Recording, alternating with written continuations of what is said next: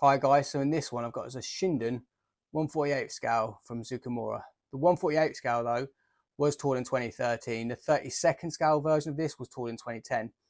The aircraft itself is a very unique looking one with a propeller at the rear. It's very different. I like it.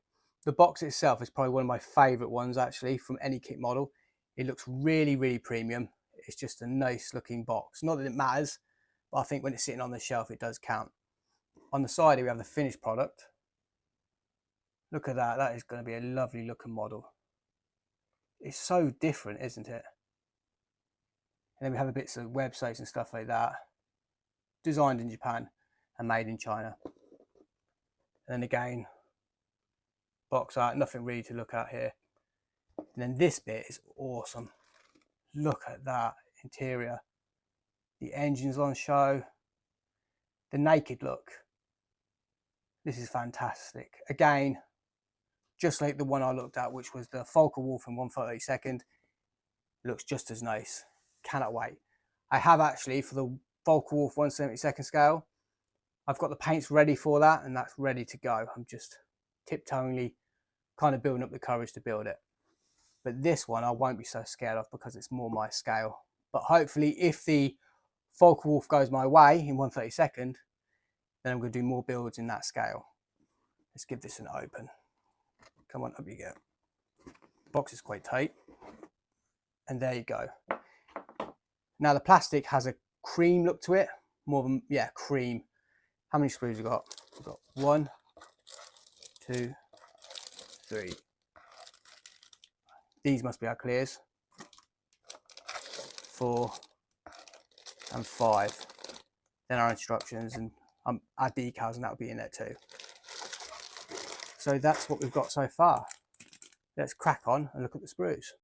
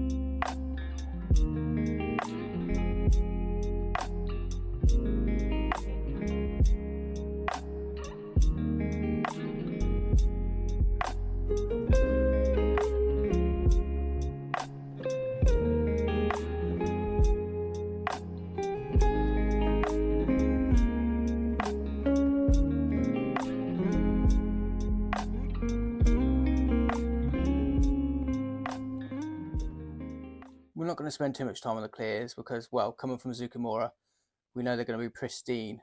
I mean, you can even see just there the reflection of this one. That's how clean they are. It does help that they wrap their clears in some soft stuff like this, which goes a long way on protecting them. I will, however, I'll still get my micro set and we'll have a look through them, but we already know they're going to be perfect. Look at the micro. And here's the other one. And then we've got our open canopy. Absolutely spot on. They're really nice. I mean, look at that lighting. There, look. 10 out of 10. I can't see any dings or scratches. This is how you make some clear sprues. As we go through this, you met with the performance and specifications, or the way they've put it is actual aircraft dimensions, performance and characteristics. Now, I'm not going to go through this completely, but I will bring up the speed. The maximum speed is 405 knots or 750 kilometers per hour. And then the cruising speed is 240 knots or 444 kilometers per hour. But if you're like me and you want it in miles per hour, I went and worked out, or did a little Google search to convert that for you guys. And it was 466 miles per hour for maximum, and cruising was 275 miles per hour. And then we have a wingspan, good bit of information, and then a guns tape right at the bottom. Let's open it up. And now, when we looked at the side of the box, usually I say, for the guys who like to read about the history of the aircraft, but unfortunately, it was all in Japanese. But luckily, they put it, or translated it into English in the instructions. So I'll bring that up so you guys don't miss out on that. So hit the pause button so you can read in your own time. Right. We've got the necessary tools for assembly, which are very basic, but I'm sure if you've got a Zoukei Mura kit, if you like, you've got more tools than they're saying and some. And then we've got the symbols you're going to need to remember, and they're also very easy and very obvious. Decal number, paint number, and then attention symbol for warning note when assembly. And then right at the bottom, we've got the paints. And there don't seem to be that many that we need. Well, to be fair, it's a Japanese aircraft. They don't have really complicated schemes. I'm going to zoom you guys in so you guys can have a quicker look, or a better look at what you're going to need if you're planning to build this aircraft yourself. If you're a Vallejo user like me, we're in luck. We don't have to bother trying to convert it into our favorite type of paint. And also for the guys who are Mr. Color, you guys are in luck. You don't have to bother converting. You can just go ahead and get that number and go get the paints you need. And now we're going to move over, and then construction begins. And it starts off with my favorite, which is the engine.